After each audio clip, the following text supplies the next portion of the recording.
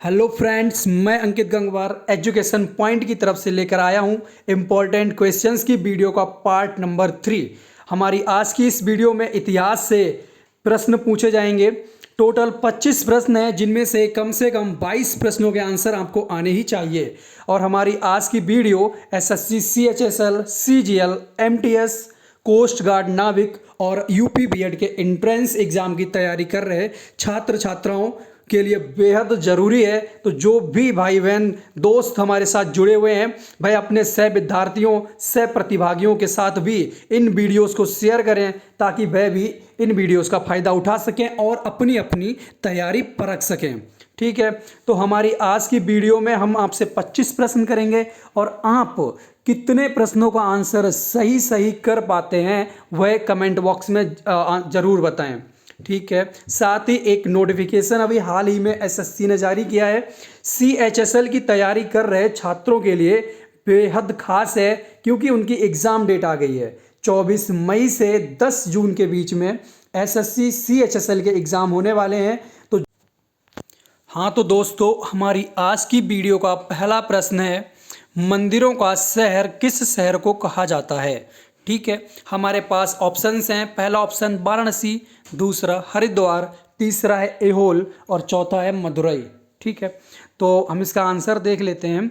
मंदिरों का शहर ऑप्शन नंबर 3 ऐहोल को कहते हैं। ठीक है, मंदिरों का शहर ऐहोल को कहा जाता है, अतः ऑप्शन नंबर 3 सही है।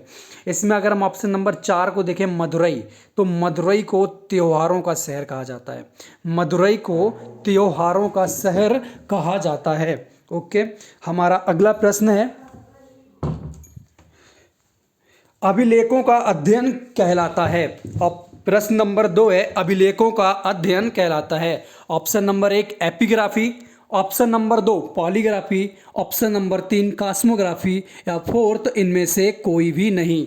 ठीक है, तो हम देखते हैं इसमें जो पॉलीग्राफी है, ये होता है झूठ बोलने का अध्ययन करना मशीन यंत्र के द्वारा, वह पॉलीग्राफी कहलाता है। अगर हम ऑप्शन नंबर 3 की बात करें कॉस्मोग्राफी, तो कॉस्मोग्राफी होता है विश्व के विस्तार का अध्ययन करना, कॉस्मोग्राफी कहलाता है। और फिर हमारे पास बचता है ऑप्शन नंबर 1 एपिग्राफी, अतः अभिलेखों का अध्ययन एपिग्राफी कहलाता है। ओके, अभिलेखों का अध्ययन एपिग्राफी कहलाता है। हमारा अगला प्रश्न है, सांख्य दर्शन के जनक कौन हैं? सांख्य दर्शन के जनक कौन हैं? जो भी भाई बहन यूपी बीएड एंट्रेंस एग्जाम की तैयारी कर रहे हैं, उनके लिए बहुत ही ज़्यादा इंपॉर्टेंट प्रश्न है। तो इसमें हम सबसे पहले देख लेते हैं हमारे विकल्पों की तरफ। पहला विकल्प चारवाक, जो कि चारवाक दर्शन से संबंधित हैं। दूसरा विकल्प कणाद, ठीक है, दूसरा विकल्प है कणाद, जो कि वैशेषिक दर्शन से संबंधित हैं, अतः ये भी सही उत्तर नहीं है। हमारे पास फोर्थ विकल्प है गौतम, जो कि न्याय दर्शन से संबंधित हैं, अतः फोर्थ विकल्प भी हमारा सही नहीं है। तो हम अब देखेंगे ऑप्शन नंबर 3 कपिल। ठीक है, जो कपिल हैं वह सांख्य दर्शन के जनक माने जाते हैं, सांख्य दर्शन। हमारा अगला प्रश्न है वीडियो का, अशोक के स्तंभ लेखों की संख्या कितनी है? हमारे पास ऑप्शन है, ऑप्शन नंबर 1 7, ऑप्शन नंबर 2 12, 3 14 और ऑप्शन नंबर 4 8। हमें बताना है अशोक के स्तंभ लेखों की संख्या कितनी है। तो अशोक के द्वारा जो स्थापित स्तंभ लेख है, उनकी संख्या है ऑप्शन नंबर 1 7। ठीक है, अशोक ने टोटल 7 स्तंभ लेख लगाए थे, जिनमें से 3 स्तंभ लेखों से संबंधित क्वेश्चन अक्सर पूछे जाते हैं। पहला स्तंभ लेख है कौशाम्बी स्तंभ लेख, या जिसे प्रयाग स्तंभ लेख भी कहते हैं, जो कि पहले कौशाम्बी में ही स्थित था, जिसे वहां से सम्राट अकबर ने प्रयाग में स्थापित करवाया था। बाकी एक इंपॉर्टेंट क्वेश्चन और पूछा जाता है, फिरोज शाह तुगलक के द्वारा दिल्ली में जो स्तंभ लेख लाए गए थे, वो कहाँ कहाँ पर थे? तो फिरोज शाह तुगलक ने टोटल 2 स्तंभ लेखों को उनके मूल स्थान से हटवाया था। उसमें पहला था मेरठ का और दूसरा है टोपरा का स्तंभ लेख। ठीक है, तो दिल्ली मेरठ और दिल्ली टोपरा, ये 2 स्तंभ लेख फिरोज शाह तुगलक उनके स्थान से दिल्ली में लेकर आया था। हमारी वीडियो का अगला प्रश्न है, दास प्रथा पर प्रतिबंध लगाने वाला अंग्रेजी वायसराय कौन था? प्रश्न एक बार फिर से देख लीजिए, दास प्रथा पर प्रतिबंध लगाने वाला अंग्रेजी वायसराय कौन था? बहुत ही ज़्यादा इंपॉर्टेंट प्रश्न है। हमारे पास ऑप्शन है Lord Ripon, option number 2 Lord Canning, option number 3 Lord Ellenborough और ऑप्शन नंबर 4 लॉर्ड इरविन। तो हमें बताना है दास प्रथा पर प्रतिबंध किसने लगाया था। तो गाइस, दास प्रथा पर प्रतिबंध 1843 में लगाया गया था। ठीक है, दास प्रथा पर जो प्रतिबंध था 1843 में एक्ट 5 के द्वारा लगाया गया था और उसे लगाने वाला जो अंग्रेजी वायसराय था लॉर्ड एलेनबरो था। ठीक है, लॉर्ड एलेनबरो अंग्रेजी वायसराय था जिसने दास प्रथा पर प्रतिबंध लगाया था 1843 ईस्वी में। हमारी इस वीडियो का अगला प्रश्न है गुप्त वंश का संस्थापक कौन था? 1 मिनट, लास्ट प्रश्न में थोड़ी सी दिक्कत है, हमारा क्वेश्चन थोड़ा सा गलत है। दास प्रथा पर प्रतिबंध लगाने वाला अंग्रेजी वायसराय, यहाँ पर वायसराय नहीं होना था। एक्चुअली में चार्टर एक्ट के बाद भारत में गवर्नर जनरल बने थे। वायसराय ये जो शब्द है 1853 के चार्टर एक्ट के बाद हुआ था, जिसके तहत लॉर्ड कैनिंग भारत के पहले वायसराय बने थे। इससे पहले भारत में गवर्नर जनरल हुआ करते थे। ठीक है, तो दास प्रथा पर प्रतिबंध लगाने वाला अंग्रेजी गवर्नर जनरल यहाँ पर होना था। ठीक है, तो लॉर्ड एलेनबरो गवर्नर जनरल थे 1843 में, जब इन्होंने क्या किया था, दास प्रथा पर एक्ट 5 के द्वारा प्रतिबंध लगाया था। अब बढ़ते हैं हम अपने नेक्स्ट प्रश्न की तरफ, जो है गुप्त वंश का संस्थापक कौन था? हमारे पास ऑप्शंस है नंबर 1 चंद्रगुप्त प्रथम, नंबर 2 समुद्रगुप्त, नंबर 3 श्रीगुप्त और नंबर 4 चंद्रगुप्त विक्रमादित्य। तो हम इस प्रश्न के विकल्पों की तरफ देख लेते हैं। चंद्रगुप्त प्रथम, जिन्होंने गुप्त संवत की शुरुआत की थी। ठीक है, ऑप्शन नंबर 2 समुद्रगुप्त, ये भी गुप्त वंश के शासक थे और चंद्रगुप्त प्रथम के उत्तराधिकारी हुए। ठीक है, और समुद्रगुप्त को भारत का नेपोलियन भी कहा जाता है। समुद्रगुप्त को भारत का नेपोलियन कहा जाता है। इन्होंने 9 आर्यव्रत और 12 दक्षिणाव्रत के राजाओं को पराजित किया था। इसी वजह से इन्हें इतिहास में भारत का नेपोलियन कहा गया है। हम ऑप्शन नंबर 4 देखते हैं, चंद्रगुप्त विक्रमादित्य। चंद्रगुप्त विक्रमादित्य, जिन्हें चंद्रगुप्त द्वितीय के नाम से भी जाना जाता है। विक्रमादित्य एक उपाधि है जो इन्होंने शकों को पराजित करने के बाद प्राप्त की थी। ठीक है, धारण की थी। तो हमारे प्रश्न के जो गुप्त वंश का संस्थापक कौन था, इसके तीनों विकल्प गलत हैं। तो हमारा प्रश्न का सही उत्तर है विकल्प संख्या 3 श्रीगुप्त। गुप्त वंश का संस्थापक श्रीगुप्त था, जिसने कौशाम्बी में, प्रयाग के निकट कौशाम्बी में अपने गुप्त वंश की स्थापना की थी। ठीक है, और गुप्त वंश की जो राजधानी रही पाटलिपुत्र थी। बाकी श्रीगुप्त का उत्तराधिकारी घटोत्कच हुआ था। ओके, हमारी इस वीडियो का अगला इंपॉर्टेंट प्रश्न है नील दर्पण नामक पत्रिका के संपादक कौन थे? नील दर्पण नामक पत्रिका के संपादक कौन थे? ये प्रश्न एसएससी सीएचएसएल के एग्जाम देने वाले छात्र खास तौर पर ध्यान दें, उनसे कई बार इस तरह के प्रश्न एग्जाम्स में पूछे जाते हैं। बाकी ये जो हमारा प्रश्न है भारतीय स्वाधीनता संग्राम से संबंधित है, तो ये प्रश्न उनके लिए और भी ज़्यादा इम्पोर्टेंट बन जाता है। साथ ही यूपी बीएड के छात्रों के लिए भी बेहद ज़रूरी प्रश्न है। तो इसका आंसर देख लेते हैं। हमारे पास ऑप्शन है नंबर 1 दीनबंधु मित्र, नंबर 2 सचिंद्र सान्याल, नंबर 3 अरविंद घोष और नंबर 4 डॉक्टर राजेंद्र प्रसाद। तो नील दर्पण नामक पत्रिका के जो संपादक थे वह थे दीनबंधु मित्र। कौन थे? दीनबंधु मित्र। इन्होंने नील दर्पण पत्रिका का संपादन किया था।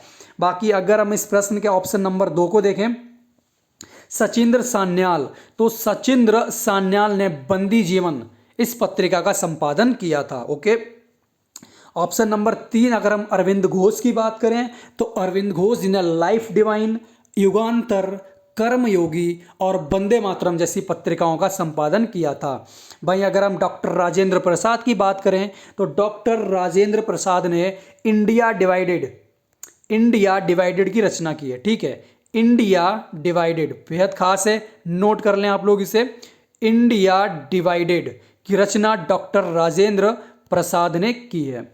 हमारा अगला प्रश्न है आज की वीडियो का, कांग्रेस व मुस्लिम लीग का समझौता किस वर्ष हुआ? ठीक है। ऑप्शन है पहला 1924 ईस्वी, ऑप्शन नंबर 2 1917 ईस्वी, ऑप्शन नंबर 3 1916 ईस्वी और ऑप्शन नंबर 4 1915 ईस्वी। ठीक है, तो कांग्रेस और मुस्लिम का समझौता कांग्रेस के 32वें अधिवेशन में हुआ था। ठीक है, कांग्रेस के 32वें अधिवेशन में कांग्रेस व मुस्लिम लीग का समझौता हुआ था और कांग्रेस का 32वां अधिवेशन लखनऊ में हुआ था। कहाँ हुआ था? लखनऊ में। ठीक है, लखनऊ में कांग्रेस का 32वां अधिवेशन भी हुआ था और इसीलिए इस समझौते को मुस्लिम पैक्ट के नाम से भी जानते हैं। ओके, साथ ही इसी लखनऊ पैक्ट के दौरान कांग्रेस के दोनों दलों में आपस में भी क्या हो गई थी? सुलह हो गई थी। कांग्रेस 1906 के अधिवेशन में गर्म दल और नरम दल में विभाजित हो गई थी। बंगाल विभाजन में स्वदेशी आंदोलन किस तरह से लागू किया जाए उस योजना के विरुद्ध उस मुद्दे पर 1906 में रास बिहारी बोस की अध्यक्षता में सूरत में अधिवेशन था। वहां पर कांग्रेस 2 गुटों में बट गई थी। वो दोनों गुट 1916 के लखनऊ अधिवेशन में, जो कि कांग्रेस का 32वां अधिवेशन था, उसमें आपस में सुलह हुई। साथ ही कांग्रेस और मुस्लिम लीग के बीच में भी समझौता ऑप्शन नंबर 3 1916 ईस्वी में ही हुआ था। ठीक है, कांग्रेस व मुस्लिम लीग का समझौता 1916 ईस्वी में हुआ था और इस समझौते को लखनऊ पैक्ट के नाम से भी जानते हैं। लखनऊ पैक्ट के नाम से भी जाना जाता है। हमारी वीडियो का अगला प्रश्न है, रिंग ऑफ फेंस पॉलिसी किससे संबंधित है? Option number 1 Lord Dalhousie, option number 2 sir John Shore, option number 3 Warren Hastings, option number 4 sir George Barlow. तो जो रिंग ऑफ फेंस पॉलिसी का संबंध है वह है वॉरेन हेस्टिंग्स। ठीक है, किससे है? रिंग ऑफ फेंस पॉलिसी का संबंध ऑप्शन नंबर 3 वॉरेन हेस्टिंग्स से है। ठीक है, वॉरेन हेस्टिंग्स की अगर हम बात करें तो बंगाल के पहले गवर्नर जनरल थे। 1773 का रेगुलेटिंग एक्ट, ठीक है, 1773 के रेगुलेटिंग एक्ट के तहत वॉरेन हेस्टिंग्स बंगाल के पहले गवर्नर जनरल बने। और हम इनके अगर कार्यकाल की बात करें तो इनका कार्यकाल 1774 से 1785 ईस्वी तक रहा था। और इनके कार्यकाल में हुई जो प्रमुख घटनाएं हैं उसमें प्रमुख है 1780 में भारत का पहला समाचार पत्र द बंगाल गजट का प्रकाशन शुरू हुआ था जेम्स ऑगस्टन हिक्की के द्वारा। वहीं दूसरी घटना है 1774 ईस्वी में कलकत्ता में पहले उच्चतम न्यायालय की स्थापना की गई थी। और साथ में पिट्स इंडिया एक्ट 1784 1784 का पिट्स इंडिया एक्ट भी वॉरेन हेस्टिंग्स के कार्यकाल में ही लागू हुआ था। ओके, हमारी वीडियो का अगला इंपॉर्टेंट प्रश्न है, तालीकोटा का युद्ध किस वर्ष हुआ? यहाँ पर युद्ध मिस हो गया है। क्वेश्चन है, तालीकोटा का युद्ध किस वर्ष हुआ? ठीक है, ऑप्शंस हैं 1565 ईस्वी, ऑप्शन नंबर 2 1556 ईस्वी, ऑप्शन नंबर 3 1764 ईस्वी और ऑप्शन नंबर 4 1757 ईस्वी। तो पहले हम अपने ऑप्शंस देख लेते हैं। पहले बात करते हैं ऑप्शन नंबर 2 1556 ईस्वी। ठीक है, तो 1556 ईस्वी में जो एक प्रमुख युद्ध भारतीय इतिहास का है वह है पानीपत का द्वितीय युद्ध। कौन सा? ये नोट कर लें सारे बच्चे इसको। पानीपत का द्वितीय युद्ध 1556 ईस्वी में अकबर और हेमू के बीच में हुआ था, जिसमें अकबर विजयी हुआ। Okay, option number 3 1764। ठीक है, 1764 ईस्वी में बक्सर का युद्ध हुआ था। 1764 में बक्सर का युद्ध हुआ था। और ऑप्शन नंबर 3 है, ऑप्शन नंबर 4 देखें, 1757 ईस्वी। 1757 ईस्वी में प्लासी की लड़ाई हुई थी। 1757 में प्लासी की लड़ाई हुई थी। तो अब हम अपने प्रश्न को देखते हैं, तालीकोटा का युद्ध किस वर्ष हुआ? तो इसका आंसर है तालीकोटा का युद्ध 1565 ईस्वी में हुआ था। ठीक है, 1565 ईस्वी में 23 जनवरी 1565 में तालीकोटा का युद्ध हुआ था विजयनगर साम्राज्य और दक्षिण के संघ राज्य। ठीक है, विजयनगर साम्राज्य और दक्षिण के 4 राज्यों का संघ था, इन्होंने आपस में युद्ध लड़ा था और इस युद्ध को विजयनगर साम्राज्य का पतन मानते हैं। ठीक है, इसी युद्ध में विजयनगर साम्राज्य का पतन हुआ था। तालीकोटा का जो युद्ध है इसे राक्षसी टंगड़ी और बन्नीहट्टी के युद्ध के नाम से भी जानते हैं। सभी स्टूडेंट इसे नोट कर लें। तालीकोटा का जो युद्ध है इसे राक्षसी टंगड़ी और बन्नीहट्टी का युद्ध इस नाम से भी जानते हैं और एग्जाम में कोई सा भी नाम दिया जा सकता है। तो तालीकोटा का युद्ध या राक्षसी टंगड़ी का युद्ध या बन्नीहट्टी का युद्ध 1565 ईस्वी में हुआ था। विजयनगर साम्राज्य और दक्षिण राज्यों का संघ था।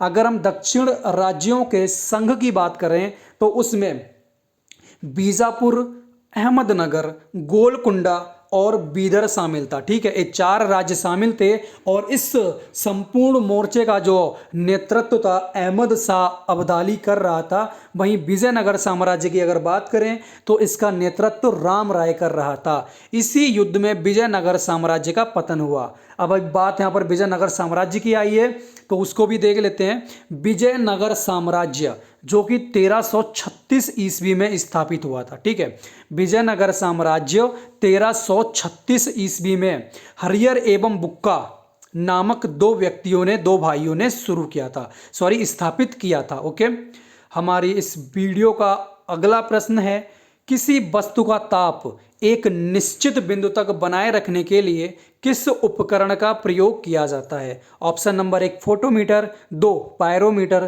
3 थर्मोस्टेट और चौथा है फेदोमीटर। ठीक है, तो इस प्रश्न का आंसर है ऑप्शन नंबर 3 थर्मोस्टेट। ठीक है, ऑप्शन नंबर 3 थर्मोस्टेट। थर्मोस्टेट का प्रयोग किसी वस्तु का ताप एक निश्चित बिंदु तक बनाए रखने के लिए किया जाता है। अगर हम बात करें यहाँ पर ऑप्शन नंबर 2 पायरोमीटर, किसी दूर स्थित वस्तु का ताप नापने के लिए प्रयोग होता है। और ऑप्शन नंबर 4 स्पेशल बोलता हूँ, नोट कर लीजिए, एग्जाम्स में कई बार पूछा जा चुका है, फेदोमीटर। फेदोमीटर का जो प्रयोग है समुद्र की गहराई नापने के लिए किया जाता है। ठीक है, फेदोमीटर का प्रयोग समुद्र की गहराई नापने के लिए किया जाता है। हमारा अगला प्रश्न नीला थोथा का रासायनिक सूत्र है। प्रश्न नंबर 12 है, नीला थोथा का रासायनिक सूत्र है। Option number 1 ZnSO4.7H2O, option number 2 CuSO4.5H2O, option number 3 COSO4.7H2O, option number 4 FeSO4.7H2O। तो यहाँ पर हम पहले विकल्पों को देख लेते हैं। हमारा पहला जिंक सल्फेट हेप्टाहाइड्रेट। ठीक है, ZnSO4.7H2O, इसे वाइट विट्रियोल के नाम से जानते हैं, सब उजला थोथा बोलते हैं। ठीक है, वाइट विट्रियोल या उजला थोथा बोलते हैं। Option number 3 COSO4.7H2O, cobalt sulphate dot heptahydrate, इसे रेड विट्रियोल या लाल थोथा के नाम से जाना जाता है। ठीक है, रेड विट्रियोल या लाल थोथा के नाम से जानते हैं। भाई अगर हम ऑप्शन नंबर 4 की बात करें, फेरस सल्फेट डॉट हेप्टाहाइड्रेट, इससे हरा कशिश के नाम से जानते हैं। ठीक है, हरा कशिश के नाम से जाना जाता है, हरा कशिश के नाम से फेरस सल्फेट हेप्टाहाइड्रेट को जाना जाता है। तो वहीं अगर हम बात करते हैं option number 2 copper sulphate pentahydrate, इसे ही ब्लू विट्रियोल अर्थात नीला थोथा कहा जाता है। तो हमारे प्रश्न का आंसर है नीला थोथा का रासायनिक सूत्र option number 2 copper sulphate pentahydrate है। ओके, हमारा अगला प्रश्न है, फूल खिलाने वाला हार्मोन कौन सा है? Option number 1 gibberellin, option number 2 oxytocin, option number 3 ethylene, option number 4 फ्लोरिजेंस। ठीक है, तो जो फूल खिलाने का हार्मोन है वह है ऑप्शन नंबर 4 फ्लोरिजेंस। फ्लोरिजेंस, इसे फूल खिलाने वाला हार्मोन भी कहते हैं। भाई अगर हम बात करें अपने ऑप्शंस की तो जिब्रेलिन और ऑक्सीटोसिन ये दोनों वृद्धि हार्मोन है, ठीक है। इसके अलावा साइटोकाइनिन भी होता है, वह भी वृद्धि हार्मोन होता है। अगर हम बात करें ऑप्शन नंबर 3 की इथाइलिन, तो इथाइलिन एकमात्र गैसीय पादप हार्मोन है। अलग से कई बार एग्जाम्स में पूछा जाता है कि गैसीय पादप हार्मोन का नाम बताइए, तो इथाइलिन या जिसे हम एथिलीन गैस भी बोलते हैं, वो हमारा एकमात्र गैसीय पादप हार्मोन है जो कि फलों को पकाने के काम आता है। तो और हमारा जो चौथा था इसमें फ्लोरिजेंस, जिसे फूल खिलाने का हार्मोन कहते हैं। ओके, हमारी वीडियो का अगला प्रश्न है, वन इंडियन गर्ल पुस्तक के लेखक कौन है? ऑप्शंस हैं Chetan Bhagat, second Hima Das, third Amrita Pritam and fourth Arundhati Roy. तो इस प्रश्न का सही आंसर होगा वन इंडियन गर्ल पुस्तक के लेखक ऑप्शन नंबर 1 चेतन भगत हैं, ठीक है। Chetan Bhagat one Indian girl पुस्तक के लेखक हैं। यहाँ पर ऑप्शन नंबर 4 अरुंधति रॉय पर जरा गौर कीजिए। अरुंधति रॉय, इन्हें 1997 का 1997 का मान बुकर पुरस्कार प्राप्त हुआ था। पहली भारतीय महिला है जिन्हें मान बुकर पुरस्कार प्राप्त हुआ है, ठीक है। अरुंधति रॉय प्रथम भारतीय महिला हैं जिन्हें मान बुकर पुरस्कार प्राप्त हुआ था 1997 में, और इनकी जो कृति थी उसका नाम है the God of small things. Note कर लीजिए, the God of small things, ठीक है। अब हम हमारे अगले प्रश्न की तरफ बढ़ते हैं। रेड क्रॉस सोसाइटी की स्थापना किसने की थी? हमारे पास ऑप्शंस हैं Henry Durant, option number 2 Mother Teresa, option number 3 Swami Dayanand Saraswati, option number 4 Braden Powell. तो देख लेते हैं रेड क्रॉस सोसाइटी, ठीक है। रेड क्रॉस सोसाइटी की स्थापना 1863 में की गई थी। 1863 में रेड क्रॉस सोसाइटी की स्थापना की गई थी और इसके जो संस्थापक हैं वह थे option number 1 Henry Durant. Henry Durant ने 1863 में रेड क्रॉस सोसाइटी की स्थापना की थी। बाकी रेड क्रॉस सोसाइटी का जो मुख्यालय है ब्रुसेल्स में है, जेनेवा में है, ठीक है। रेड क्रॉस सोसाइटी का मुख्यालय जेनेवा में है। बाकी अब तक इसके लिए एक इम्पॉर्टेंट पॉइंट और आता है रेड क्रॉस सोसाइटी से जो संबंधित है 1917, 1944 और 1963 3 ईयर इसको नोबेल पुरस्कार भी मिल चुका है। शांति के क्षेत्र का नोबेल पुरस्कार रेड क्रॉस सोसाइटी को अब तक 3 बार 1917, 1944 और 1963 ईस्वी में प्राप्त हुआ है। बाकी अगर हम विश्व रेड क्रॉस दिवस की बात करें तो वह 8 मई को मनाया जाता है। इम्पॉर्टेंट है, नोट कर लीजिए, 8 मई को विश्व रेड क्रॉस दिवस के रूप में मनाते हैं और जो 8 मई है वह इसके संस्थापक हेनरी ड्यूरेंट की बर्थ डेट है। ओके, हमारा अगला प्रश्न, महात्मा गांधी कांग्रेस के अध्यक्ष कितनी बार बने? पूरा प्रश्न है नहीं यहाँ पे लिखा हुआ। प्रश्न इस प्रकार से है, महात्मा गांधी कांग्रेस के अध्यक्ष कितनी बार बने या उसके अधिवेशन की अध्यक्षता उन्होंने कितनी बार की थी? ऑप्शन नंबर 1 2 बार, ऑप्शन नंबर 2 3 बार, ऑप्शन नंबर 3 1 बार, ऑप्शन नंबर 4 एक भी बार नहीं। तो ठीक है, इस प्रश्न का आंसर देख लेते हैं। महात्मा गांधी ने केवल एक बार 1924 में बेलगांव में जो कांग्रेस का अधिवेशन हुआ था बेलगांव में, उस अधिवेशन की अध्यक्षता की थी, ठीक है। तो हमारे प्रश्न का आंसर होगा ऑप्शन नंबर 3 एक बार। महात्मा गांधी ने केवल 1924 ईस्वी में बेलगांव में कांग्रेस के अधिवेशन की अध्यक्षता की थी।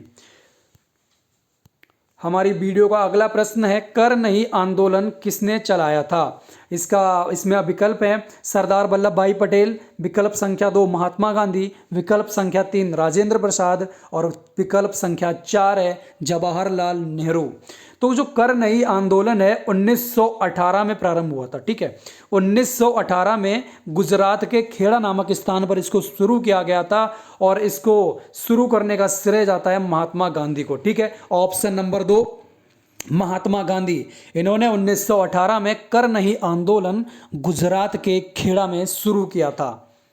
हमारी वीडियो का अगला प्रश्न है, भारतीय पत्रकारिता का अग्रदूत किसे माना जाता है? ठीक है, ऑप्शंस हैं, पहला भारतेंदु हरिश्चंद्र, ऑप्शन नंबर 2 राजा राम मोहन राय, ऑप्शन नंबर 3 फिर से भारतेंदु हरिश्चंद्र, और ऑप्शन नंबर 4 है बारेंद्र कुमार घोष।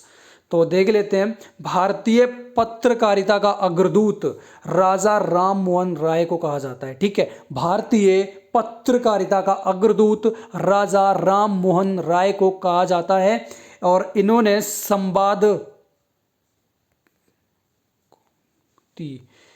संवाद कौमुदी नामक पत्रिका का संपादन किया था। संवाद कौमुदी नामक पत्रिका का संपादन 1821 में राजा राम मोहन राय ने किया था। हमारा अगला प्रश्न है, संस्कृत ग्रंथ पंचतंत्र किस काल से संबंधित है? ऑप्शन नंबर 1 गुप्त काल से, ऑप्शन नंबर 2 चोल काल से, ऑप्शन नंबर 3 मौर्य काल से, ऑप्शन नंबर 4 है चौथा है कुषाण काल से। ठीक है, तो पंचतंत्र देख लीजिए। पंचतंत्र के जो रचनाकार हैं विष्णु शर्मा है। संस्कृत भाषा का ये ग्रंथ है। ठीक है, संस्कृत भाषा का ग्रंथ है पंचतंत्र। रचनाकार इसके विष्णु शर्मा है, और संसार का दूसरा सबसे प्रचलित ग्रंथ माना जाता है बाइबल के बाद। ठीक है, तो जो पंचतंत्र की रचना थी वह गुप्त काल में हुई थी। ठीक है, पंचतंत्र की रचना गुप्त काल में हुई थी। हमारा अगला प्रश्न है, भारतीय प्रेस का मुक्तिदाता किसे कहा जाता है? भारतीय प्रेस का मुक्तिदाता किसे कहा जाता है? तो सीधे इसका आंसर देख लेते हैं। Option number 3 Charles Metcalfe. ठीक है, ऑप्शन नंबर 3 यहाँ पर ध्यान दीजिए, चार्ल्स मैटकॉफ को भारतीय प्रेस का मुक्तिदाता कहा जाता है। इसमें हमारे पास इंपॉर्टेंट है ऑप्शन नंबर 4 देख लीजिए, सर जॉर्ज बॉर्लो। इनके काल में बेल्लोर में सिपाही विद्रोह हुआ था। ठीक है, बेल्लोर में सिपाहियों ने विद्रोह किया था 1806 ईस्वी में सर जॉर्ज बॉर्लो के कार्यकाल में। उस वक्त भारत के जो गवर्नर थे। ठीक है भाई, अगर हम बात करते हैं लॉर्ड विलियम बेंटिक की, तो कल मैंने बताया था, कल की वीडियो में इसमें मैंने प्रश्न था लॉर्ड विलियम बेंटिक के बारे में। तो भारत के पहले governor general Lord William Bentinck थे। ठीक है, बाकी बंगाल के आखिरी और भारत के पहले गवर्नर जनरल थे लॉर्ड विलियम बेंटिक। अगला प्रश्न है, संगोली की संधि कब हुई थी? ठीक है, संगोली की संधि कब हुई थी? ऑप्शन 1826, ऑप्शन नंबर 2 1816, बाकी इसके ऑप्शन नंबर 3 थोड़े से गलत हैं।